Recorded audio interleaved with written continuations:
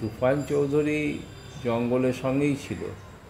এর আগে আমরা একটা তথ্য থেকে জানতে পারলাম যে ওরা খাগড়াগড়ে ছিল, সেখানে তুফান চৌধুরী ওদের সঙ্গেই ছিল এবং সেটা বেশি দিনের কথা নয়, 10-15 দিনের মধ্যে ঘটনা ঘটেছে।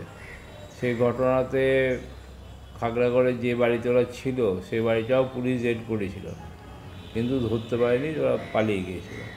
এবং তুফান চৌধুরী তারপরেই বর্ধমানে একটা কেসে অ্যারেস্ট হয়ে যায়। ওরা একটাই টিম, একসঙ্গেই থাকে এবং সেই সূত্র ধরেই এই ঘটনাগুলো ঘটেছে। ওদের তো পূর্ব ইতিহাস সেই কথাই বলছে যে ওরা সবসময় ভয় দেখিয়ে লোককে যা কিছু করার করেছে। তুফান বলি যে ছেলেটা, ও একটা লোক দিয়েছিল, বাইরেকার লোক, গ্রামে একটা অশান্তি সৃষ্টি করার জন্য এখানে বোম বাঁধছিল।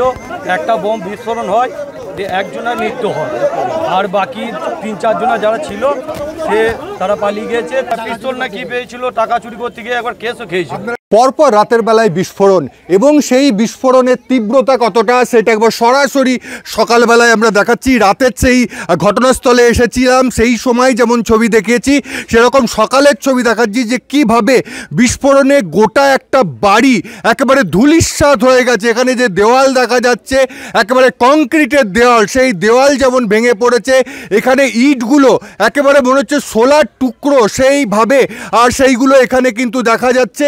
এবং এই যে গাছ রয়েছে, এই গাছের উপরে একটা মশারি পর্যন্ত দেখা গেছে, অর্থাৎ 30 ফুট ওপরে সেখানে দেখা যাচ্ছে যে এই ঘরে যে মশারি ছিল সেই মশারি পর্যন্ত উড়ে উড়ে সেখানে রয়েছে।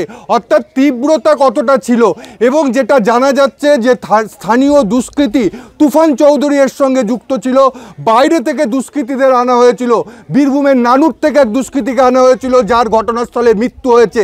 আরও কয়েকজন ছিল যারা পালিয়ে গেছে, একা ছিল না, বেশ কয়েকজন ছিল এবং কয়েকদিন ধরে এই বোমা বাঁধা হচ্ছিল। সেই ছবি আরেকবার দেখানোর জন্য বলবো।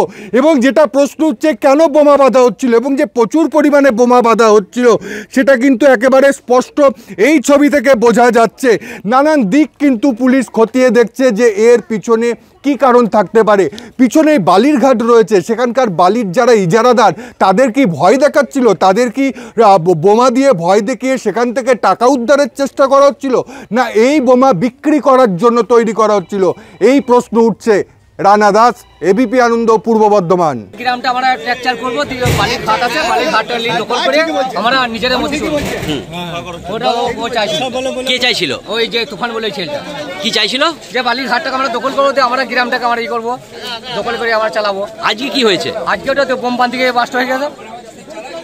বাড়িতে কি বোম বাঁধা হতো নাকি? বাড়িতে বোম বাঁধছিল তো, হতো না জানি না, অবশ্য আজকে দেখলাম যেটা হয়তো হয়েছে। কজন ছিল? 5 জন ছিল ওরা।